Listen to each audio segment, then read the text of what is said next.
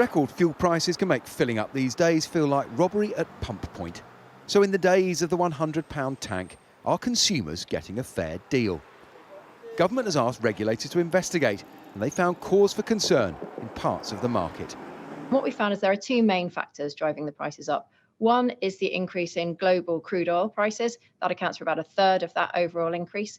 But the other big factor, and this is something that we're particularly focused on now, is the gap, the difference between that crude oil price and the wholesale cost of petrol and diesel coming out of the refineries. That difference has actually more than tripled over the last year, and that's something we really think is essential to get to the bottom of. That's why today we're announcing a formal market study to take our investigation further. Petrol and diesel prices have risen around 60p a litre in a year. The CMA found the increase in crude oil prices and the falling value of the pound contributed 27p, while the gap between the cost of crude oil going into refineries and the wholesale price of petrol and diesel coming out was up 24p.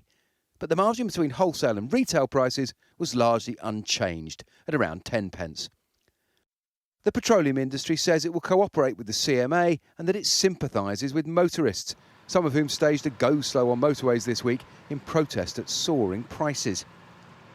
Drivers are long suffering from particularly high prices at the pumps at the moment, and we don't feel those prices are justified. The wholesale price of fuel, that's the price which major retailers buy the fuel in for, has been dropping weekly for weeks and weeks and weeks now, and yet retail pump prices haven't changed to reflect that.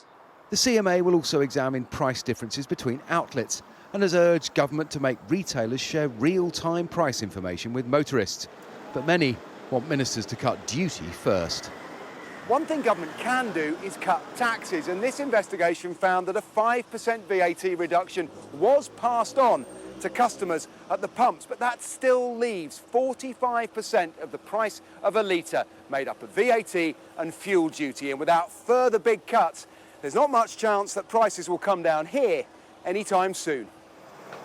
With up to a year before the CMA reports back, it looks like a long, expensive summer on the road.